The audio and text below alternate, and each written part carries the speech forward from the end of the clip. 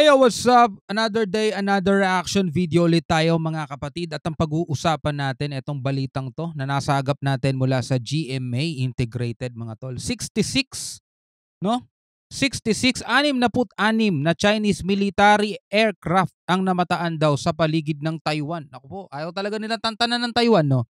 Sa nakalipas na 24 oras, ito sabi sa balita, namataang dumaan sa Balintang Channel sa pagitan ng Batanes at Babuyan Island ang isang Chinese aircraft carrier, ayon sa Defense Minister ng Taiwan, no? At nangalampag naman ang ilang grupo para tigilan na ng China ang pangaharas sa West Philippine Sea mga tol. Alam nyo, tayo talaga gusto natin ng kapayapaan no? Pero etong China, hindi ko alam mga tol kung anong trip talaga nila. Talagang ayaw nila ng kapayapaan mga tol. Ang gusto nila, sumunod kayong lahat sa amin para magkaroon ng kapayapaan. 'Di ba? Lahat kayo maging sunod-sunuran sa amin para magkaroon ng kapayapaan, kasi kung kami hindi, parang gano'n ang datingan nila mga tol 'di ba? Kahit na alam naman natin sila yung hindi sumusunod sa batas, sila yung lumalabag sa international law, sa UNCLOS. Pero para magkaroon ng kapayapaan, lahat ng mga bansa kailangan sumunod sa kanila, no? Grabe. Well, anyway, panoorin natin 'to mula sa GMA Integrated, 24 oras mga tol. At bago natin 'to simulan, huwag mong kalimutan mag-subscribe. Click mo na rin ang notification bell para ma-notify ka whenever na may mga bago tayong reaction video tulad nito. Alright, so wag na natin patagalin pa. Panoorin na natin to mga tol. Namataang dumaan sa Balintang Channel sa pagitan ng Batanes at Babuyan Islands ang isang Chinese aircraft carrier ayon sa Defense Minister ng Taiwan. Nangalampag naman ang ilang grupo para tigilan na ng China ang harassment sa West Philippine Sea.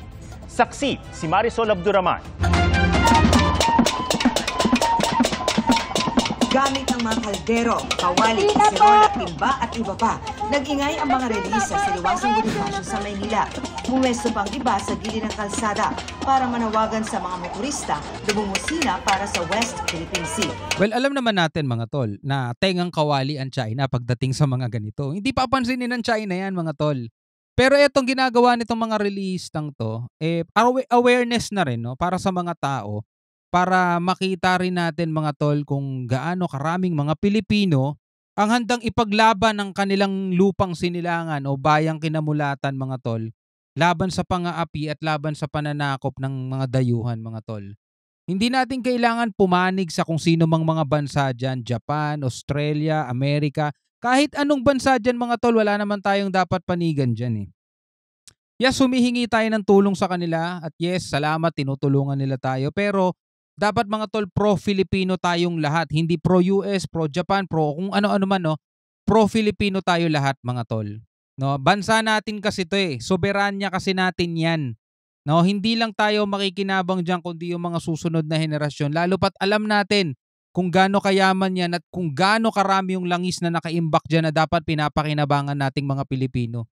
Pero kung yan ay papayag tayong sakupin ng China mga tol, makukuha nila lahat ng mga para dyan. Lahat ng mga para sa Pilipino, lahat ng mga para sa susunod pang henerasyon ng Pilipinas. Sila ang makikinabang nun mga tol. At ginagawa nila yun sa pamamagitan ng pambabraso nila. Kapayapaan ang sigaw natin, pero iba ang trip nitong bansang to mga tol, matindi. Ang Noise Barrage ay una, paggunita sa 8th anniversary ng makasaysayang tagumpay ng Pilipinas sa Permanent Port of Arbitration. Na hanggang ngayon parang hindi natin napapakinabangan.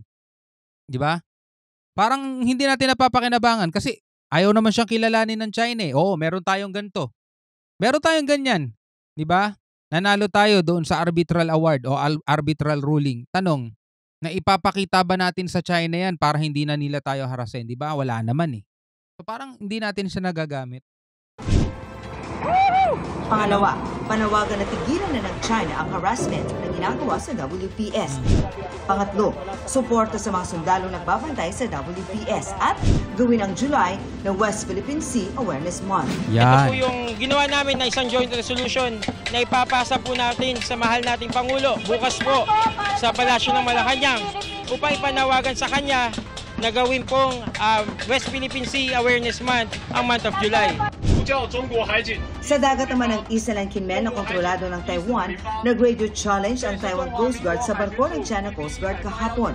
Wait lang. West Philippine Sea Awareness Month ang month of July.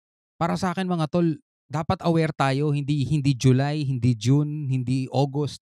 Buong taon mga tol. 'Di ba? Buong taon dapat aware tayo diyan. Hindi lang July. Siguro July yung pinaka magiging special pero dapat aware tayo mga Pilipino diyan hanggang sa makuha natin yung totoong kalayaan mga tol. Kasi sinasabi natin malaya tayo, 'di ba? May sarili tayong watawat, bandila. Malaya tayo, hindi tayo kolonya o hindi tayo kolonyal ng ibang bansa. Pero tignan niyo mga tol, malaya ba tayong matatawag na hindi natin magawa ng maayos o hindi natin magawa ng malaya yung pangingisda sa sarili nating karagatan nang hindi nakakaramdam ng tensyon? Pero mo eto, may nawawala pa ring mangingisda o kasi binangga mga tol ng isang barko na galing China. Do hindi siya part ng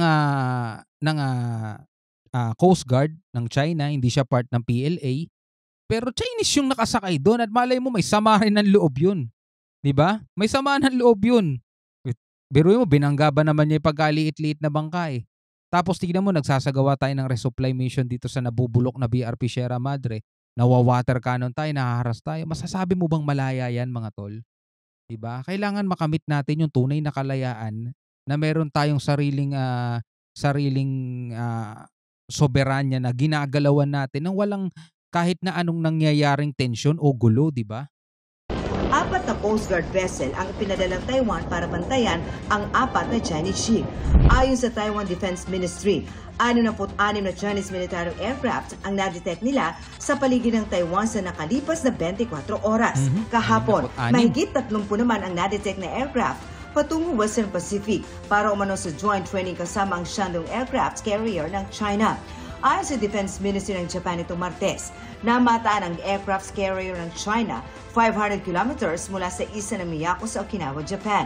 Dumaan din ito sa Balintang Channel na naghihiwalay sa Batanes at Babuyan Islands, ayon sa Defense Minister ng Taiwan.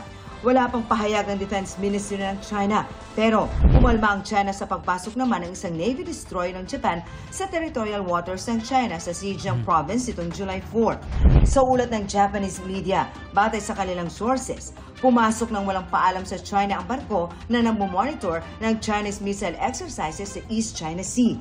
Iimbestigahan daw ang kapitan ng barko na hindi pa malinaw kung ano ang intensyon. Ruy mo, pag may pumapasok sa dagat nila, todo alma sila no? Tapos kung sila makapalibot sa kung saan saang dagat, wala lang no? Pero yung testa na ito ng China, bagamat sabi sa kanila ng Japan, technical error ang nangyari. Para sa GMA Integrated News. Alright mga kapatid, bilang Pilipino, ano masasabi mo dyan sa balitang yan? Actually, meron pa tayo palang isang balita. Meron pa tayo isang balita. Ito, mula to sa News 5 Everywhere mga tol. Wanted na si Kiboloy. May mga kumakalat na balitang nasa China na daw. Gaano to katotoo? Well, bago natin mga tol, panoorin muna natin to saglit, no? Actually, hindi malabo.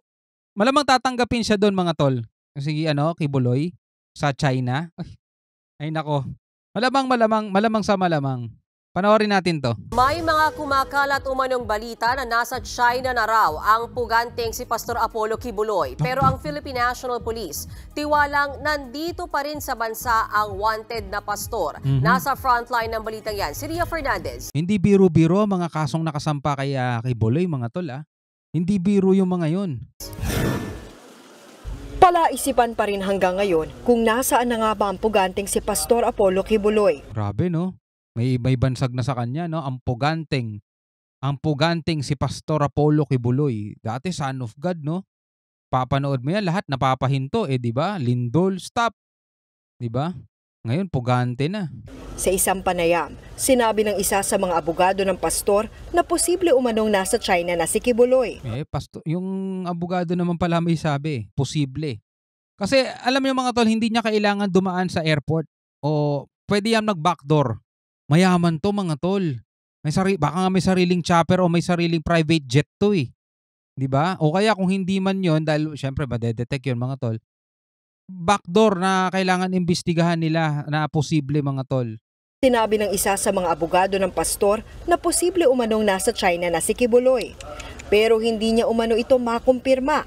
Kumpiyansa naman ang PNP na hindi pa nakakalabas ng Pilipinas ang wanted na pastor. Naniniwala po tayo na there are indication at na nandito pa naman po yung mga hinahanap natin. There is also a possibility na dumaan po siya sa backdoor, pero lahat po yan, i-verify pa po natin. Nahaharap si Kibuloy sa mga kasong child abuse and exploitation at human trafficking. Biruin mo yung mga kaso niya, mga tol. Hindi biro yun. Kung talagang malinis siya, pwede niyang harapin yun eh. Kaso, mga tol, ayaw niyang harapin. Matatanda ang sinabi ni dating Pangulong Rodrigo Duterte na alam niya kung nasaan nagtatago ang pastor pero hindi niya raw ito sasabihin. Nilinaw naman ng dating presidential spokesperson na si Attorney Salvador Panelo na nagbibiro lang ang dating Pangulo. Tagapagtanggol ni Duterte yan. Kada sasablay si Duterte sa mga salita, ito yung mga ano niya, tagapagtanggol. Pero panawagan ng PNP, huwag gawing biro ang kaso ni Kibuloy. With due respect po sa ating mga Pangulo, probably all of us knows po yung ating personality po ng Pangulo, pero yung mga ganito po na seryosong mga bagay po ay sana po ay hindi po natin ginagawang biro. Wag po natin kalimutan na yung kabilang parte po na sumisigaw po ng hustisya, may mga batang allegedly, di umano, ay minolestya at naging subject for trafficking. This is very serious matter po, very serious offenses po. Dinipensahan naman ng PNP ang pagkwestiyon ng kampo ni Kibuloy sa pagtanggap ng DILG ng reward mula sa mga pribadong individual. This is not the first time ay private citizen ay nag-offer po ng reward. Alam po natin, pag may mga heinous crimes, even yung mga families po ng victim na mga civilian po ay nag-o-offer po. Pinag-iisipan po yan ng PNP na maglabas din po ng reward po with respect to this case. Pero kailangan po kasing dumaan po sa proseso yan in terms of auditing, in terms of budgetary rules and guidelines po with respect sa giving of rewards po. Inaalis lang nila yung issue eh. Parang dinadivert lang nila eh. Ano ngayon kung sino man yung magbigay ng pabuya, 'di ba? Ang dami naman palang biktima, 'di ba? Na gustong tumulong para mahuli na yung inaakusahan nila, 'di ba? So anong problema no kung merong pabuya? Dapat harapin na lang. 'Di ba? Harapin na lang talaga kung talagang malinis at pinapaniwalaan naman nilang malinis. At pinapaniwalaan naman pala nilang walang kasalanan, inosente. Ba't di harapin? 'Di ba? Tutulungan naman siya ng son of God naman siya, 'di ba? Ganun lang 'yun eh.